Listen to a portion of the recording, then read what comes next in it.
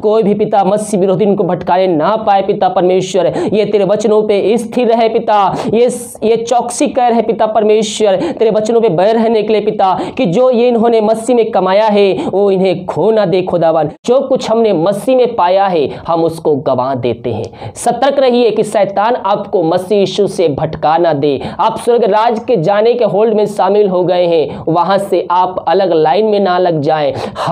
हमें इन सब बातों को ध्यान में रखना है। हम कैसा वीडियो देखते हैं, कैसा हम वचन सुनते हैं, ये सब हमें अपने दिमाग में रखना है। कोई भी व्यक्ति, कोई भी आपको मसीह यीशु से अलग ना कर सके। आप सभी को जय मसीह की। आप सभी के लिए मैं लेकर आ गया हूं आज का वचन। मेरे प्रियो, अगर हम मसीह में हैं और यीशु मसीह को अपने जीवन का उद्धारकर्ता स्वीकार कर लिए हैं, हम अपने पापों का अंगीकार उसके सामने कर लिए हैं, तो हमें उसकी आज्ञाओं पे चलते रहना है।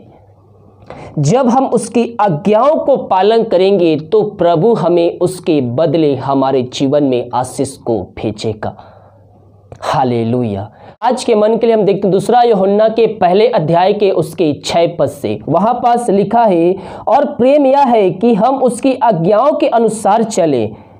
यह वही आज्ञा है जो तुमने आरंभ से सुनी, और तुम्हें इसी पर चलना भी चाहिए, क्योंकि बहुत से ऐसे भरमाने वाले जगत में निकल आए हैं जो यह नहीं मानते कि यीशु मसीह शरीर में होकर आया।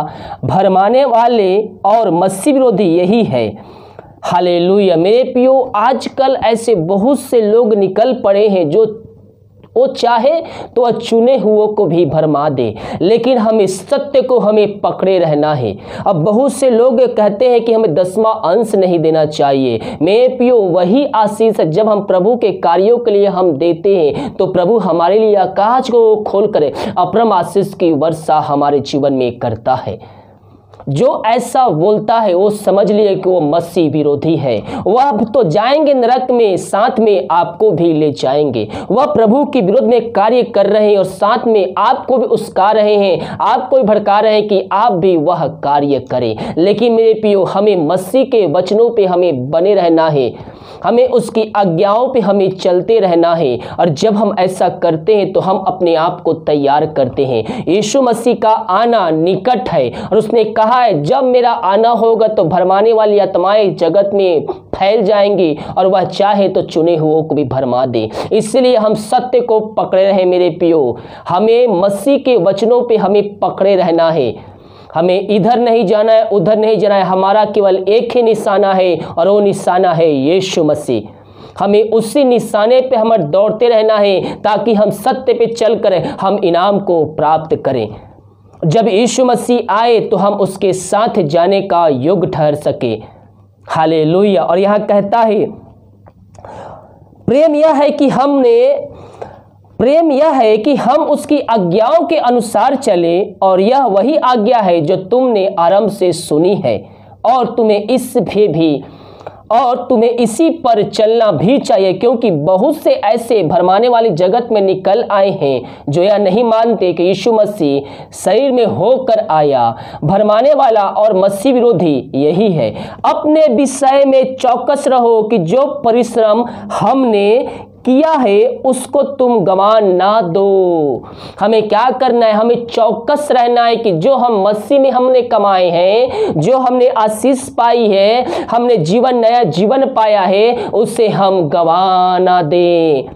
हालेलुया। आप मसीह यीशु को अपने जीवन का उद्धारकर्ता स्वीकार कर लिए हैं, और जो आप वचन जिसका सुन रहे हैं आपको उसी पे पकड़े रहना है मेरे प्रियो। ना इधर देखना है ना उधर, हमें केवल मसीह यीशु पे निशाना लगाना है।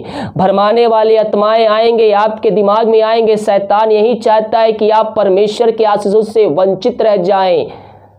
हालेलुया। परमेश्वर हमारे आशीषों कभी भी नहीं रोकता है, बल्कि हम शैतान के चालों में फंस कर हम अपनी आशीषों से वंचित हो जाते हैं। हमें मसीह यीशु के वचनों पे पकड़े रहना है, और हमें उसके आने के दिन के लिए हमें अपने आप को तैयार करना है। जो वचन आपको बताया जाता है उन वचनों को अपने डायरी में नोट करके रखिए और उसको समय समय पर अध्ययन कीजिए। परमेश्वर आपके जीवन में आशीष को भेजेगा मेरे प्रियो।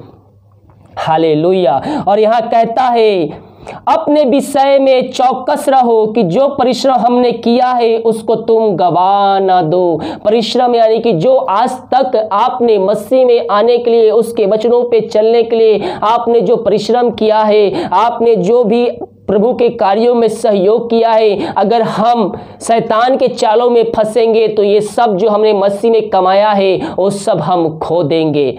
इसलिए हमें मसीह यीशु के वचनों पे बने रहना है, उसके वचनों को पकड़े रहना है और हमें मसीह यीशु में हमें आगे बढ़ते रहना है। हमारा विश्वास कमजोर नहीं बल्कि हमारा विश्वास मसीह यीशु में दृढ़ होना चाहिए। इसलिए भरमाने वाली आत्माओं से सावधान रहें और नरक जाने से बचे रहें। हालेलुया। और यहां कहता है कि जो परिश्रम हमने किया है उसको तुम गवा ना दो, वरन उसका पूरा प्रतिफल पाओ। जो हमने मसीह में कार्य किए, मसीह के राज्य के लिए हमने कार्य किए हैं, हमें उसको गवाना नहीं है बल्कि हमें अंत तक धीरज धर करे हमें उसके प्रतिफल को हमें पाना है, हमें उसका फल को खाना है। और मसीह में किया गया परिश्रम कभी भी व्यर्थ नहीं जाता है मेरे प्रियो। उसका फल आज नहीं तो कल आपको मिलेगा, यहाँ नहीं तो स्वर्ग में मिलेगा। हालेलुया। इसलिए हम चौकस रहें कि हमने जो मसीह में कमाया है उसको हम खो ना दे और हम पूरा उसका प्रतिफल पाए। और 9वें पद में लिखा है, जो कोई मसीह की शिक्षा से आगे बढ़ जाता है और उसमें बना नहीं रहता उसके पास परमेश्वर नहीं। जो कोई उसकी शिक्षा में स्थिर रहता है उसके पास पिता भी है और पुत्र भी है। जो उसकी शिक्षाओं से अलग हो जाते हैं उसके पास ना तो पुत्र है और ना ही पिता, ना ही पवित्र आत्मा। लेकिन जो उसकी शिक्षाओं पे, जो उसकी आज्ञाओं पे स्थिर रहता है उसके पास पिता भी है, उसके पास पुत्र भी है और पवित्र आत्मा भी है।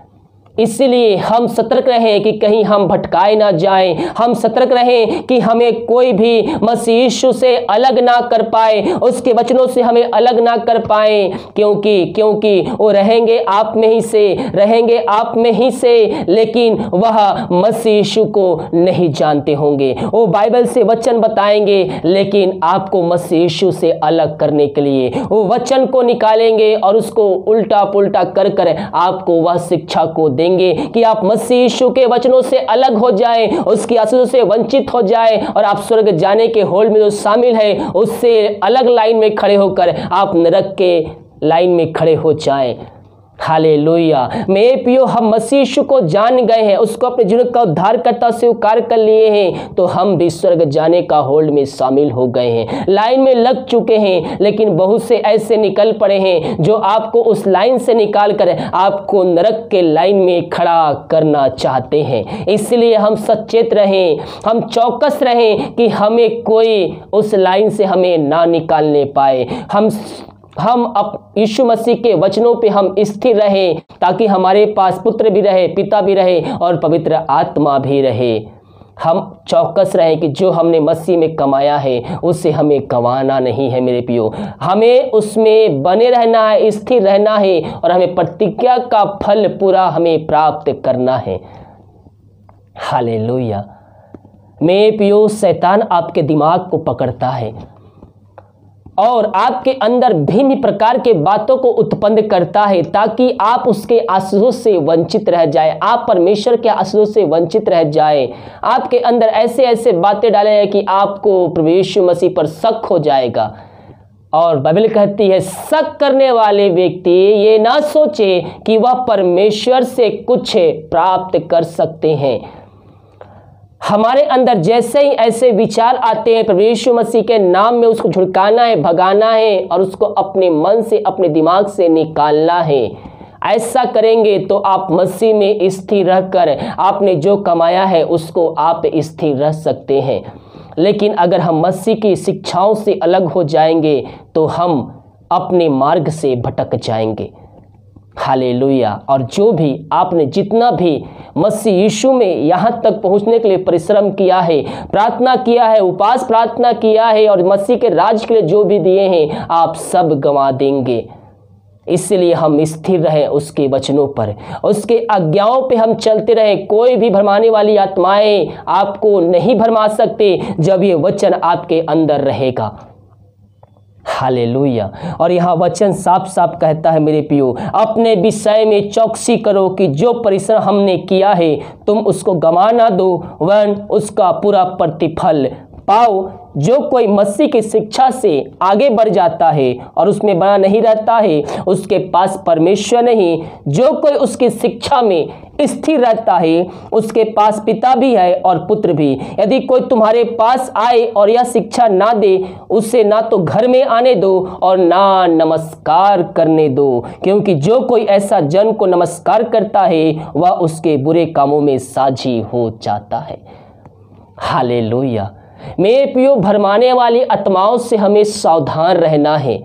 कुछ साल पहले दो लोग घर में आए और उन्होंने कुछ ऐसा वचन निकाला कि वह बाइबल से ही था, लेकिन उसका मतलब कुछ और ही था। हालेलुया।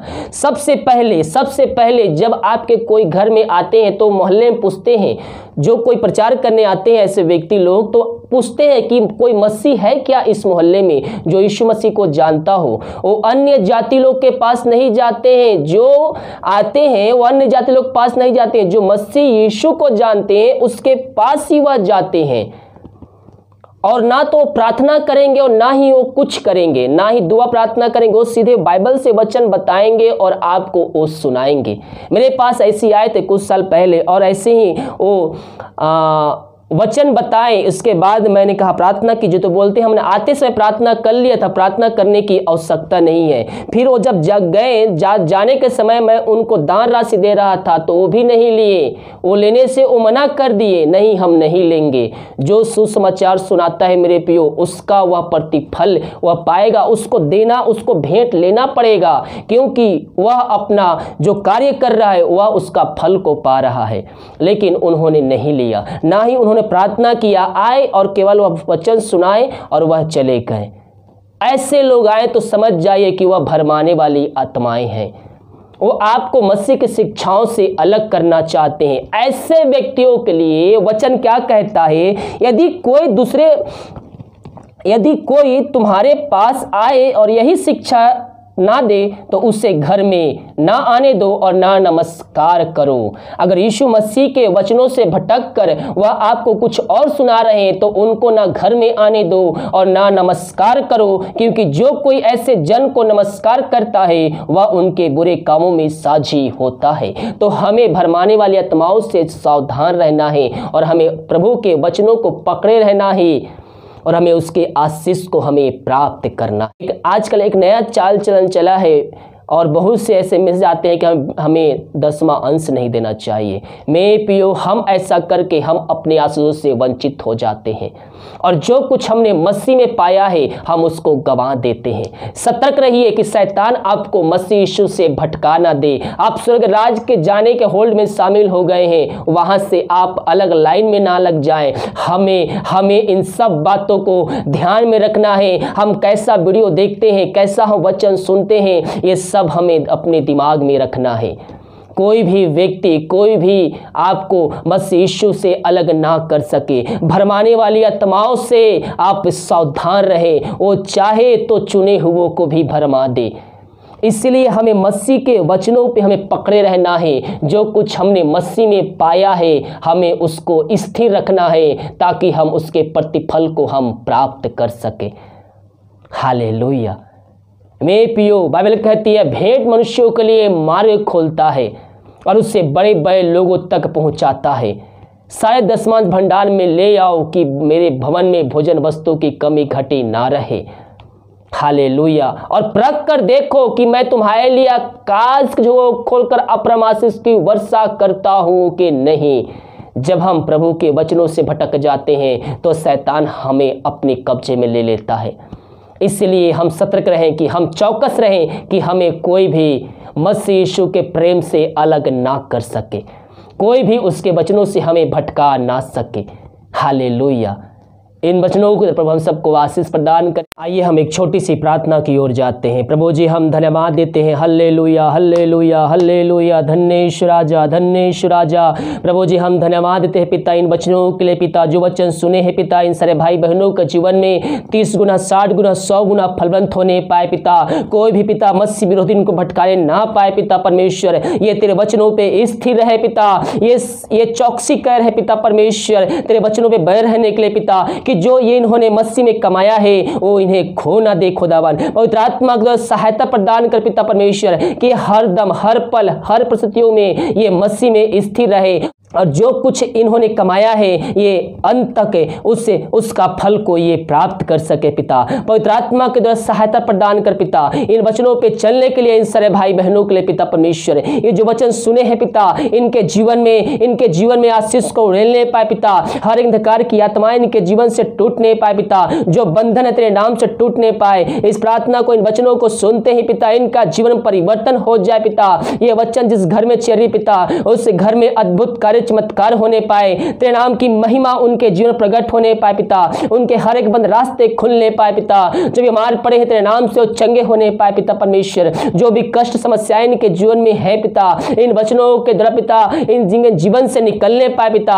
इनके जीवन को हम तेरे हाथों में सौंपते हैं पिता परमेश्वर। इनकी इच्छा नहीं बल्कि तेरी इच्छा इनके जीवन में पूरी हो जाए पिता, ताकि इनका जीवन का घराना तेरे नाम से आशीष से भरपूर हो जाए पिता परमेश्वर। इन सारे भाई बहनों को हम तेरे नाम से हम आशीष की घोषणा करते हैं। तूने ऐसा ही किया, धन्यवाद। प्रार्थना सुना, धन्यवाद यीशु के नाम पिताजी आशीष मांगते हैं, सुन दे आशीष ग्रहण कर। आमीन आमीन और आमीन। हालेलुया। मेरे प्रियो विश्वास के साथ इन वचनों को सुनिए और अपने जीवन में आशीष को प्राप्त कीजिए। प्रार्थना कमेंट बॉक्स में या फिर व्हाट्सएप भेजिए। हमारे मिस्ट्री बड़े बोझ के साथ आप सभी के लिए प्रार्थना करता है। इस वीडियो को सभी जगह शेयर कीजिए ताकि और भाई बहन लोग यीशु मसीह को जानकर अपने जीवन का उद्धार करता प्रभु यीशु मसीह को स्वीकार करके अंत जीवन का सहभागी बन जाए। God bless you.